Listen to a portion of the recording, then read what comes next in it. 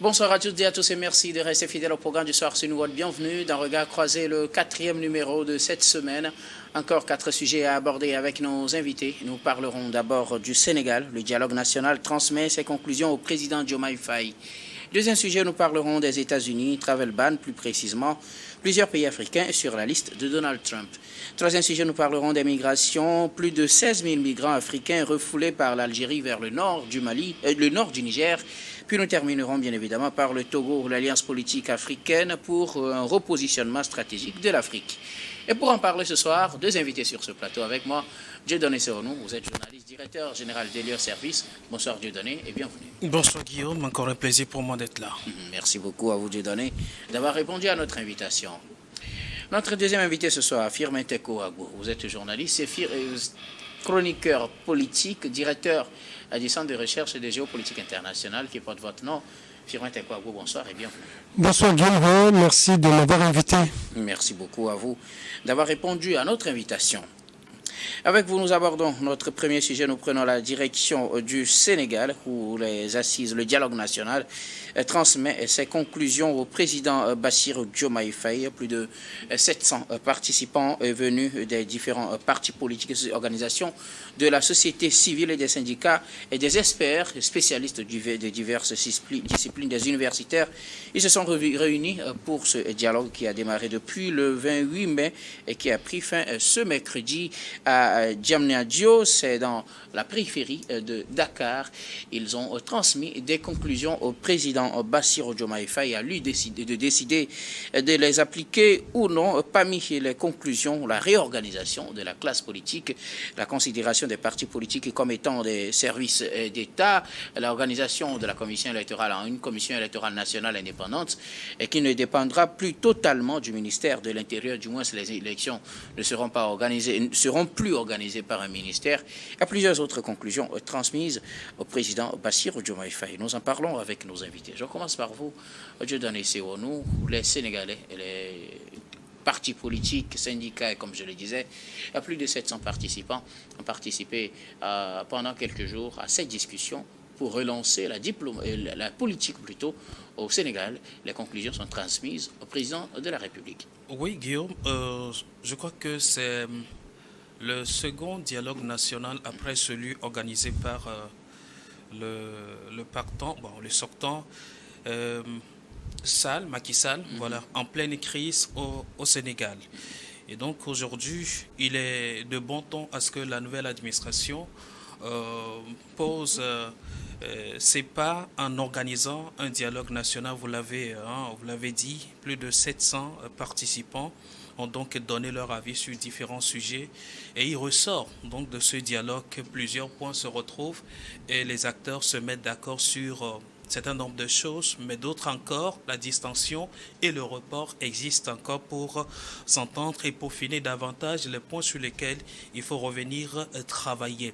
Je crois que cela fait partie également de certaines des promesses de campagne du couple Diomaye Faye et Ousmane Sonko, réasseoir les bases de la classe politique sénégalaise. Je crois que c'est ce qui est en train d'être fait au travers donc ces premières assises. Je les appellerai assises nationales si cela peut servir à quelque chose. Ils l'ont appelé eux-mêmes dialogue national. Ils ont parlé de dialogue national. Bon, toutes les dispositions sont prises pour qu'on puisse l'appeler assise nationale, d'autant plus que tous les acteurs, toutes les forces vives de la nation ont en quelque sorte pris part à ce rendez-vous. Et ce qui est surprenant, je dirais positivement, dans ce pas ou alors dans cette retrouvaille, c'est de retrouver également certaines organisations entre-temps taxées de virulentes ou alors d'intransigeantes sur les politiques sénégalaises se retrouver à la place. C'est l'exemple de Mouvement Yanama qui aussi également se prononçait hier sur les conclusions de ce dialogue, comme quoi quelque chose de potable est sorti aujourd'hui après la discussion des filles et filles du Sénégal au sujet des points importants devant régir cette fois-ci la nation sénégalaise. Je crois que c'est de bonne guerre et c'est là justement le point du départ qu'il faut pour asseoir une véritable politique sénégalaise si réellement le couple Diomaye Faye et Sonko veulent réussir le mandat qui leur est confié par le peuple sénégalais. En soi, on retient que des points ont été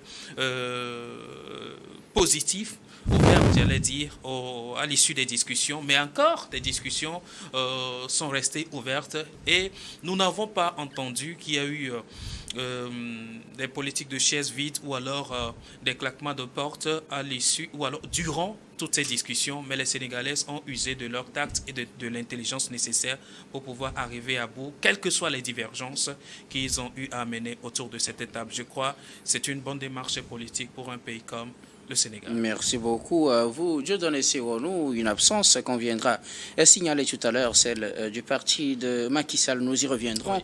Ah ben bien avant, Firmet Teko Agbo, les forces vives, on peut les appeler ainsi, partis politiques, universitaires, syndicalistes, organisations de la société civile se sont retrouvés depuis le 28 mai pour discuter de la politique au Sénégal. Ils rendent leur conclusion au président Faye. Non, je voudrais dire trois petites choses. La première chose, c'est une très bonne chose, mais sauf que c'est comme ils sont bloqués. Ceux qui dirigent le pays actuellement, j'ai l'impression qu'ils sont bloqués et ils ont besoin d'assez de matière pour pouvoir justifier la situation qu'ils sont en train de traverser. En réalité, moi, à ce niveau-là, moi, je me dis, ils devraient être déjà en train de mettre, de rendre plus concrète leur proposition de campagne. Mais comme ils n'arrivent pas, ils n'ont pas de sous dans la caisse, ils n'arrivent pas à évoluer, la vie est toujours chère au Sénégal, la misère toujours très ambiante à Dakar et dans plusieurs localités du pays. Donc, plus d'un an après leur accession au pouvoir, ils n'arrivent toujours pas à s'en sortir. Alors, il faut trouver des alibis devant le peuple pour pouvoir dire au peuple, voilà, nous sommes en train de faire un chantier. Nous avons besoin de tous les Sénégalais pour pouvoir construire ce pays. Nous avons besoin de leurs apports, de leurs propositions, de leur intelligence. Nous voudrons afficher une certaine ouverture et nous mettons en place ce cadre-là pour que tout le monde puisse apporter sa contribution. Sinon, en réalité, ce que moi je trouve, c'est que ce duo est bloqué. Il n'arrive plus à avancer compte tenu aussi de l'évolution du monde, de l'évolution du monde, surtout de l'évolution économique. Il y a pratiquement plus rien à faire. Donc, on ne peut pas avancer. Donc, sinon, c'est une bonne chose. Il faut faire, c'est ce que moi j'ai toujours demandé au chef d'État. Quand vous arrivez au pouvoir, faites un effort pour créer un cadre, pour que tout le monde vienne s'exprimer, parce que vous êtes là, vous êtes le président ou vous êtes le gouvernant de tous les bords. Donc, ils sont un peu bloqués. Mais est-ce que cette situation va les aider? La deuxième chose, il y a eu des propositions intéressantes qui ont été faites. Mais vous savez, eux, ils sont en train de faire, ils ont un agenda politique en mettant en place ce cadre de dialogue. Mais est-ce que les propositions seront bien mises ou seront bien rendues concrètes? C'est là où je ne pense pas. Quand on parle des services, on parle des partis politiques. Quand on parle de la Commission électorale nationale indépendante, il y a des opposants qui ont demandé la libération des détenus politiques. Il y a des opposants qui ont demandé la refonte de la Cour de justice, donc la Haute Cour de justice. Donc, est-ce que ces propositions seront prises en compte normalement? Est-ce qu'ils pourraient facilement libérer les détenus politiques? Macky Sall avait fait des détenus politiques. Eux aussi, quand ils sont arrivés au pouvoir, il y a des détenus politiques qui sont en train de faire. Il y a les journalistes qui crient tous les jours, qui parlent de violation des droits des journalistes. Il y a des journalistes qui sont en prison. Il y a des acteurs de la société civile qui sont mis à mal, qui n'arrivent pas à faire concrètement leur travail. Est-ce que ils tiendront compte de tout ça? Est-ce qu'à l'avenir, ils vont pouvoir libérer ces journalistes-là? C'est là où c'est là où la question fondamentalement se pose. Quand des gens demandent à ce qu'on revoie le statut ou le fonctionnement de la Commission électorale nationale indépendante en demandant que ce soit véritablement une commission indépendante, est-ce qu'ils seront d'accord? C'est aussi fondamental. Est-ce qu'ils se diront, oui, bien sûr, nous allons permettre à ce que les élections s'organisent d'une manière beaucoup plus indépendante. Nous, chefs d'État ou chefs de gouvernement, nous n'aurons plus rien à voir avec ça. C'est aussi quelque chose de très fondamental. Il ne faut pas l'oublier. Et s'ils sont prêts à bien financer les partis politiques, à considérer les partis politiques comme des structures, comment je vais appeler ça, comme la terminologie me manque au niveau du dialogue. Mais est-ce qu'il pourrait, parce que ce que les opposants demandent ou ce que les assises demandent, c'est plus d'autonomie et plus de moyens pour les partis politiques. Que les partis politiques deviennent beaucoup plus forts parce qu'ils contribuent à l'évolution politique et économique du pays. Est-ce qu'ils sont prêts à mettre en place un cadre qui puisse aider ces partis politiques à devenir vraiment forts? Parce que autant les partis politiques deviennent forts, autant vous êtes fragilisés. Est-ce qu'ils sont prêts à mettre à la disposition de ces partis des moyens dont ils auront besoin pour pouvoir faire face, pour pouvoir lui faire face? C'est aussi la question fondamentale. Maintenant, par rapport à la CENI, moi, je voudrais revenir. Vous savez, il y a quelque chose que nous dénonçons en Afrique. Bon, on a dit, on crée des CENI parce que les opposants ou les acteurs politiques ne font plus confiance à ceux qui dirigent. Donc, on met en place une commission qui va être indépendante. Mais ce qui est extraordinaire, c'est que quand vous voyez ceux qui composent ces partis politiques, ce sont des acteurs politiques.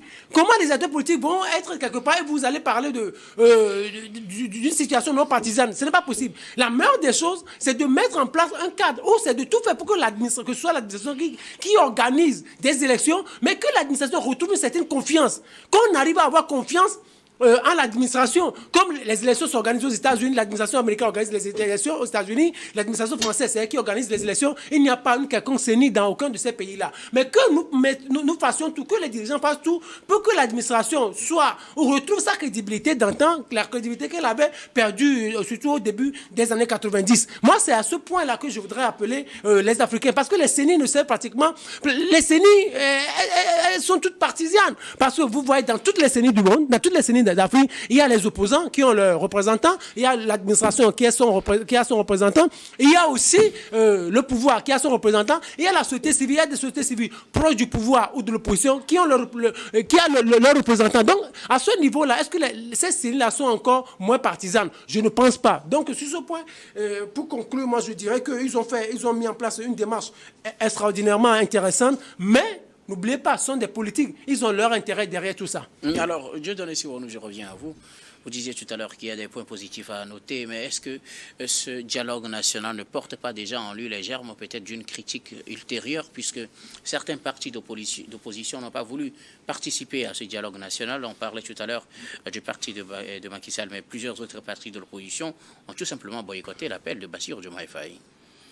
Non mais écoutez, ce n'est pas surprenant et cela était toujours le théâtre dans la plupart des pays africains dans des conditions pareilles. N'oubliez pas en septembre dernier... Par exemple, quand on sait ce qui se passe entre le camp Macky Sall et le camp Diomaye Faye, qui organise un dialogue, et que ce camp, par exemple, ne participe pas, est-ce que l'objectif serait atteint?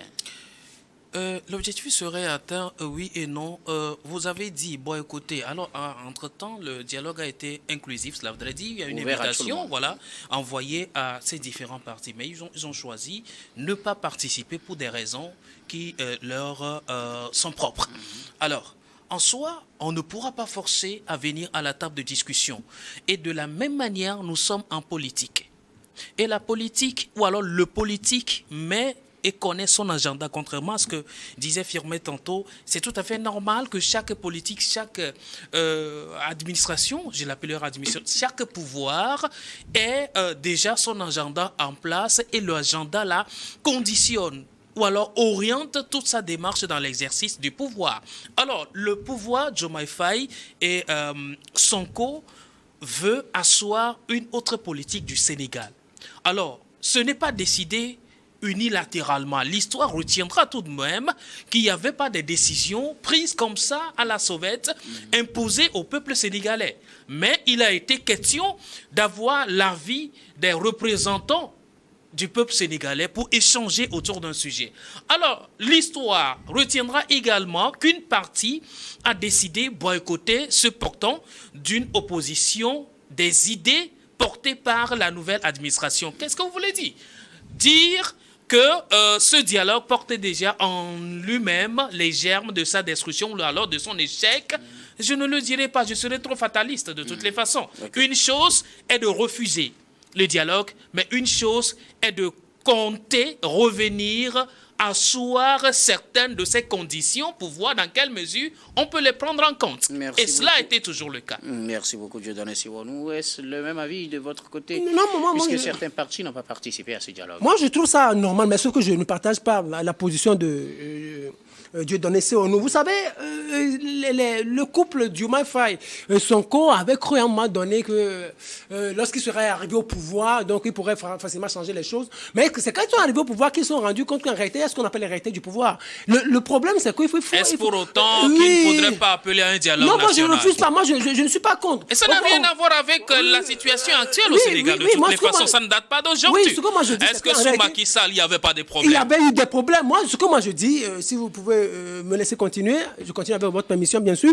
Mais le problème, c'est qu'ils se rendent compte qu'ils sont perdus, en fait. C'est pour ça qu'ils ouvrent ce dialogue-là. Ils ne savent plus pas où commencer, où tirer le drap. C'est là où se pose fondamentalement le problème. Quand vous dites, ils sont venus peut-être faire la politique autrement. Moi, oui, c'est ça, c'était leur idée. C'était un rêve que nous saluons tous. Mais ils se sont rendus compte qu'ils ne peuvent pas avancer. La deuxième chose, par rapport à Macky Sall, vous savez, ils ont, je dirais pas une haine. On dit souvent que la haine n'existe pas, que c'est l'autre degré d'expression de l'amour. Ils avaient cette détestation vis-à-vis du camp Macky Sall. Parce que nous nous rappelons tous ce que Macky Sall leur avait fait subir. Donc quand ils sont arrivés au pouvoir, donc, ils veulent toujours régler des comptes à ce clan, au clan Macky Sall. Et n'oubliez pas, s'ils n'avaient pas dissous l'Assemblée, la situation aurait été vraiment actuellement compliquée. Parce que c'était Macky Sall qui était majoritaire, entre guillemets, qui était majoritaire à l'Assemblée. Et ils savaient qu'ils avaient toutes les possibilités pour pouvoir bloquer les projets ou les propositions du Premier ministre Sonko. Donc ils ont aussi ça en tête. Deux choses qu'ils ont en tête. Ils se disent, ceux-là nous ont tellement fait subir assez de situations difficiles. Pourquoi ne pas leur régler des comptes? Et c'est pour cela aussi que le camp Macky Sall s'en est aperçu et ils se disent, ceux-là, on ne va pas travailler avec eux. Ils nous appellent, on boycotte. Parce que quand autant ils nous appellent, nous allons, autant nous donner une certaine légitimité à ce qu'ils sont en train de faire. Ceux-là, ils ne font pas bien, ils ne font pas mieux que nous. Nous leur donnons la légitimité. Le peuple sénégalais va croire que c'est nous qui sommes les mauvais. N'oubliez pas, il y a une chasse aux sorcières qui a été déjà enclenchée contre le camp Macky Sall. Et devant cette situation, vous croyez que le camp Macky Sall va pouvoir les accompagner? Je ne pense pas. Sinon, ce qui est intéressant, c'est que ce que nous voudrions, c'est que tout se passe normalement bien, que le peuple sénégalais se porte très bien. Merci beaucoup à vous tous. Je voulais réagir. Non, moi, je voulais dire rapidement. que je lis très rapidement et très bien d'ailleurs en filigrane l'esprit politique africain dans le développement de M. Firmin, parce que on ne devrait pas donner le quitus ou alors la crédibilité au camp qui gouverne. Voilà pourquoi il faut lui créer des problèmes. Non, Alors écoutez, là, c'est ce n'est pas parti. l'intérêt du peuple Non, qui est c'est en pas ça. jeu. Non, c'est pas ça. C'est des Moi, je suis en considérations train de- partisanes. je suis Malheureusement, en train c'est ça de qui faire- détruit la politique Non, africaine. Vous n'avez pas compris mon esprit. Moi, je fais une lecture. Moi, je donne d'une manière ou d'une autre les raisons qui auraient poussé le camp Macky Sall à ne pas participer à ce dialogue. Ce n'est pas que je leur donne raison. Je dis pensez qu'ils ont à leur bien place, fait. hein, malheureusement. Oui, je pense à leur place. Je me dis, Ah, là, il fallait pas. Écoutez, mais vous voulez que je fasse mes analyses comment? Il faut que j'arrive à lire. C'est dans cette lecture que je me rends compte qu'en réalité, c'est ça, au fait, qui peut-être aurait poussé le camp Macky Sall à ne pas participer à ce dialogue. Et moi, je leur donne pratiquement raison. Merci beaucoup. À vous, nous allons marquer la première pause, mais on reviendra tout à l'heure pour la suite de cette émission.